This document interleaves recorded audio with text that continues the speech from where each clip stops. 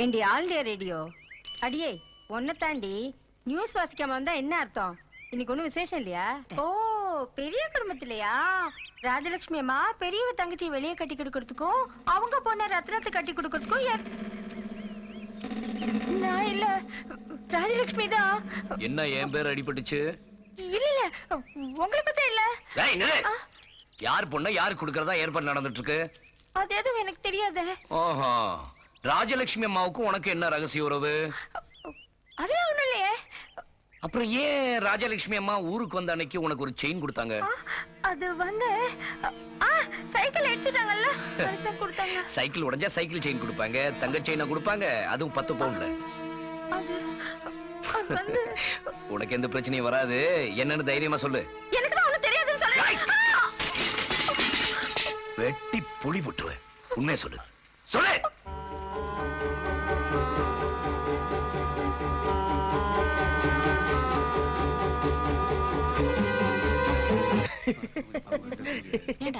நானும் வந்ததுல இருந்து பாத்துட்டு இருக்கேன். ஏன் சும்மா சிரிச்சிட்டே இருக்க? ஒண்ணும் இல்லம்மா, நம்ம பார்க்க வந்த பொண்ணு நினைச்சது திருப்பி வந்துருச்சு. ஏற்கனவே உங்ககிட்ட தப்பிச்சிருச்சு, மறுபடியும் உங்ககிட்ட மாட்ட போது நினைச்சா திருப்பி வந்துருச்சு. இனிமே சிரிச்ச ஸ்டவ் அவளுக்கு இல்ல, உனக்குதான். ஜாக்கிரதை. யோ தரகரே, சீர்சனத்து எல்லாம் செஞ்சு நான் தான் இந்த கல்யாணத்துக்கு ஏற்பாடு பண்ணிருக்கேன்னு யாருக்கும் தெரியக்கூடாது. சரிங்க, உன் கமிஷன் வேணா டபுளா வாங்கிக்க. டபுள் தேங்க்ஸ்மா. பாரதி, ஒரு நிமிஷம் இப்படி திரும்ப. ஆமா, பொண்ணு பார்க்க வந்தது அவளை, என்னையே அலங்காரம் பண்றீங்க? ஜோதிய பொண்ணு பார்த்த கையோட உனக்கும் ரத்னவேலுக்கும் பரிசம் போடலான்னு அம்மா ஏற்பாடு பண்ணிருக்காங்க. ஆமா, ரத்னவேல் மாமா இதுக்கு ஒத்துக்குவாரா? அதான் தினமும் 1 மணி நேரம் போட்டு போறியா? ஒத்துக்காமல போறா? என்னால ஒத்துக்க முடியாது. இது பாருமா, இப்ப இருக்கிற சூழ்நிலையில உனக்கும் ரத்னவேலுக்கும் கல்யாணம் நடக்கும் கனவுல கூட நினைச்சு பார்க்காதம்மா. ஜோதி, இது பாரு ஜோதி, தயவு செஞ்சு நான் சொல்றது புரிஞ்சுக்க. ராஜலட்சுமி அம்மா பாரதி தான் ரத்னவேலு கொடுக்கணும்னு ஒத்த கால நிக்கிறாங்க. இதனால குடும்பத்துல தினம் ஒரு பிரச்சனை வருது, உனக்கு தெரியல? அம்மாடி புரிஞ்சுக்கம்மா. என்னம்மா மாப்பிள்ள என்ன பிரச்சனை? பாபு மீனா ஓடாதீங்க, விழுந்த போறீங்க. எங்க வேலை செய்யறாரு? ஏற்கனவே பார்த்த பொண்ணு பேசின விஷயம், இன்னும் என்ன பேச வேண்டியிருக்கு? பெரிய மாப்பிள்ள என்ன பாத்துட்டு இருக்கீங்க? நீங்க தானே குடும்பத்துல மூத்தவரு, சீக்கிரம் தட்டு மாத்திக்க வேண்டியதானே? அம்மா மாத்திக்கலாமா? நிறுத்துங்க. ஏமா நிறுத்த சொல்றேன்? எனக்கு இந்த கல்யாணத்துல இஷ்டம் இல்ல. நான் ரத்னவேல் மாமாவை தான் கல்யாணம் பண்ணிக்குவேன். இந்த வீட்டுல காலடி எடுத்து வச்சப்பவே ரத்னவேல் மாமா தான் எனக்கு புருஷன் வரணும்னு நான் முடிவு பண்ணிட்டேன். அத மாத்த யாராலையும் முடியாது. ஏமா, என் தம்பி மேல நீ இவ்வளவு ஆசை வச்சிருக்கேன்னு என்கிட்ட முன்னாடியே சொல்லியிருந்தீங்கன்னா நானே உங்க 2 பேரும் கல்யாணம் பண்ணி வச்சிருப்பேனே.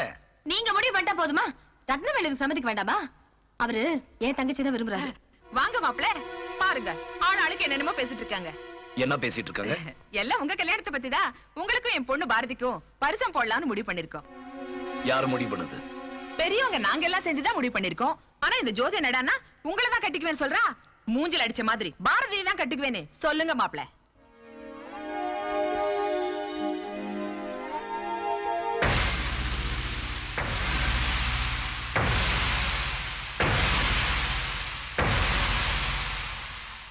நான் ஜோதியை தான் கல்யாணம் பண்ணிக்க போறேன்.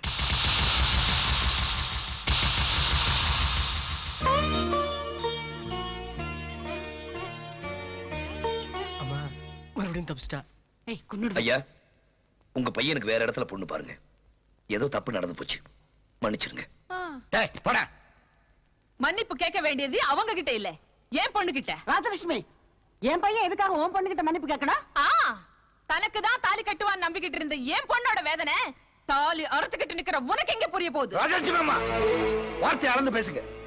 புருஷன் செத்ததுக்கு அப்புறம் ஒரு பொம்பளை தாலி இல்லாம இருக்கிறது புதுசும் இல்ல, தப்பும் இல்ல. ஆனா புருஷன் இருக்கானா இல்லையான்னு தெரியாம தாலியை போட்டு சுத்துறதா தப்பு. அண்ணே, இவங்க கிட்ட போய் பேசிட்டு இந்த பாருங்கம்மா, உங்க பொண்ணை ஏமாத்திட்டு நான் சொல்றீங்களே, என்னைக்காவது ஒரு நாள் உங்ககிட்ட வந்து உங்க பொண்ணை தான் கல்யாணம் பண்ணிக்க சொல்லிருக்கேன். சொல்லி இருப்ப. ஆனா அதுக்குள்ளதான் ஜோதியை வீட்டுக்குள்ள கொண்டு வந்து மயக்கிட்டாங்களே. அக்காளுக்கு அண்ணன் மயங்கின மாதிரி தங்கச்சிக்கு நீ மயங்கிட்ட. சந்தி வாய மூடு. ஒரு நல்ல குடும்பத்து பொண்ணு மாதிரி பேசு. என் பொண்டாட்டிய பார்த்து அவளை வாய மூடுன்னு சொல்றதுக்கு நீ யாரா? அண்ணே,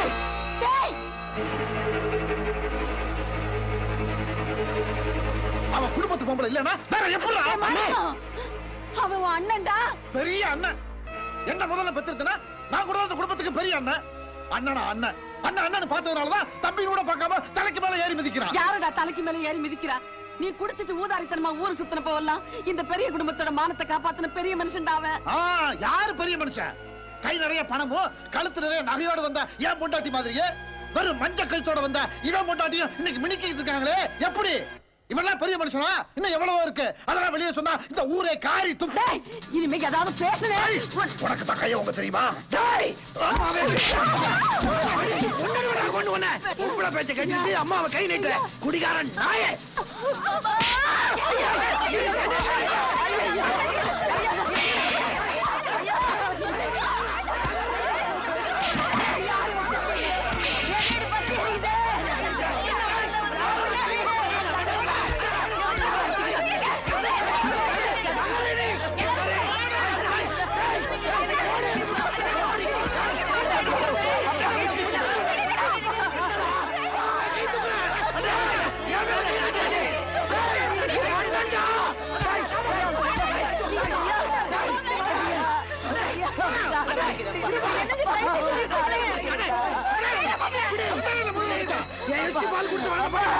அப்பா நீ கொஞ்சம் பொறுமையா இருந்திருப்பா.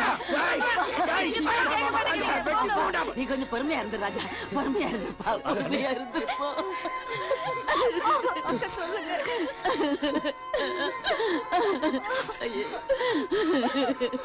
ஐயோ என் வயிறெல்லாம் எரியுது. வாடி போலாம். இனிமே இந்த வீட்ல இருக்கிறதுக்கு நம்ம என்ன வெக்க கட்டிதன்மாங்களா? இருமா, நாங்களும் வரோம். போறதுல ஒத்தாசை இருப்பாங்கன்னு நினைச்சேன். ஆனா அப்படி கவுத்தல்ல இருக்கிறாங்க. என் புருஷனை கேவலப்படுத்த இந்த வீட்ல இனிமே எனக்கு மாட்டேன் வேலை. சந்தோஷம் தானே?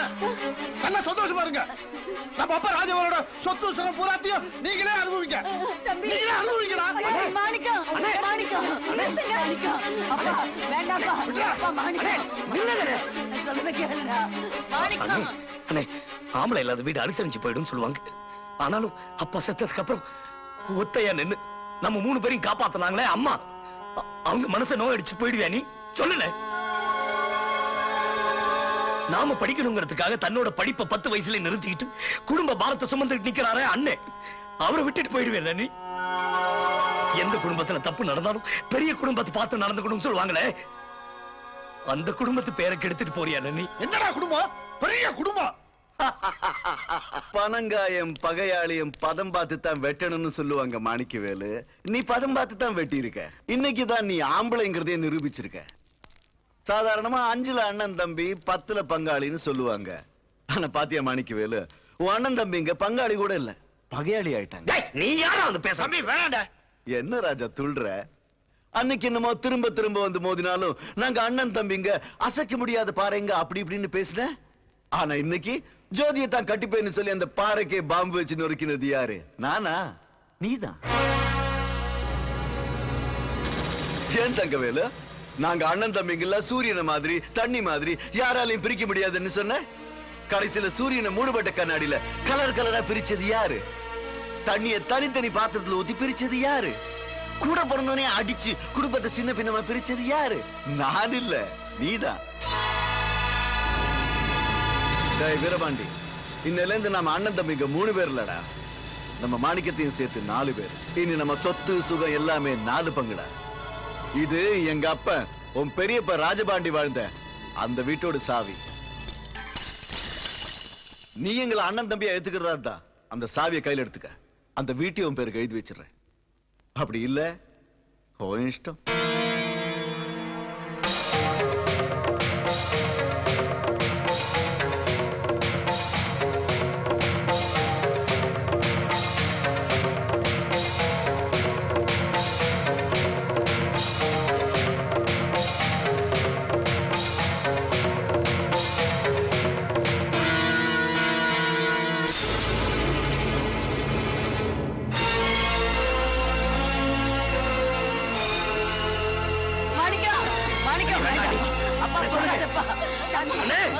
சாந்தி போகாதே, சாந்தி சொல்றது கேளுமா, போகாதே. மாத மாதம் இந்த என் குடும்பத்தை இப்படி பிரிச்சுட்டாங்களே.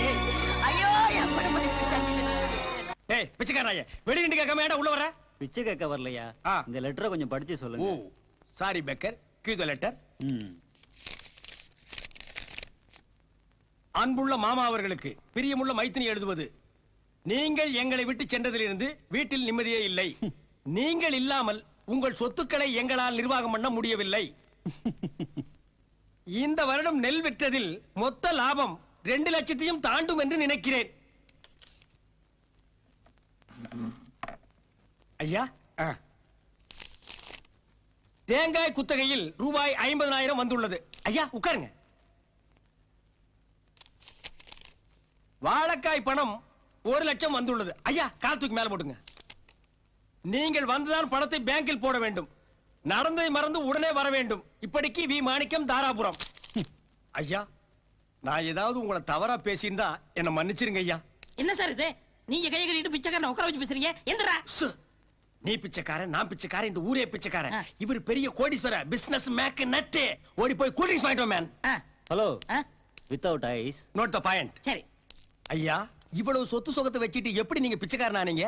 சொத்து, பத்து, பணம், பாசம் எல்லாவற்றிலும் பற்று அருந்து விட்டது மகனே. ஏங்க அதை ஒட்ட வைக்க முடியாதா? முடியாது மகனே. 2 தடவை பச போட்டா ஏதாவது முயற்சி பண்ண முடியாது மகனே. ரொம்ப அருந்துருச்சு போல் இருக்கு. சார் சாப்பிடுங்க ஐயா. நான் வருகிறேன் மகனே. ஐயா, இந்த லெட்டர் வாங்கிட்டு போங்க. நீயே வச்சுக்க மகனே. உங்களுக்கு வந்த லெட்டர் என்கிட்ட இருக்க கூடாதியா? நீ நினைக்கிற மாதிரி அது எனக்கு வந்தது இல்ல மகனே. ரோட்ல கடந்தது. டைம் பாசிங்காக உன்னை படிக்க சொன்னேன். எது? டைம் பாசிங்கா? உங்க டைம் பாசிங்க்கு நானா கிடைச்சேன்? என் நெத்திய நல்லா பாருங்க. இதுல கேனப்பைய அப்படின்னு எழுதி இருக்கா? இல்ல. அப்ப நான் என்ன இழிச்ச வாயனாடா? இழிச்ச வாயனா? தாக்குடா, தாக்குடா. டேய், இந்த கூல் ட்ரிங்க்ஸ் நாய் நாக்க தட்டு மாதிரி குடிச்சல, அதுக்கு காசை வச்சுட்டு வெளியே போடா. பிச்சை எடுத்து தரேன். கடை நான் ஒத்துக்க மாட்டேன். அப்ப தட்ட வச்சுக்க. கட்டா. டேய், கூல் ட்ரிங்க்ஸ் சொல்லுடா. இது எட்டனா போருமாடா? அதை கழிச்சு வைடா. டேய், இவன் அடிச்சு தோத்துறா. ராஸ்கல். என்ன இழிச்சு வாங்கி நினைச்சிட்டீங்க ஊருக்குள்ள? பிச்சு போடுவோம் பிச்சு. டேய், இது மாட்றா. இந்தா, இது புடி. இந்த கூல் ட்ரிங்க்ஸ் வாங்கிட்டு வந்தீல்ல, அது போய் 4 தெருவுல கலெக்ஷன் பண்ணிட்டு வா.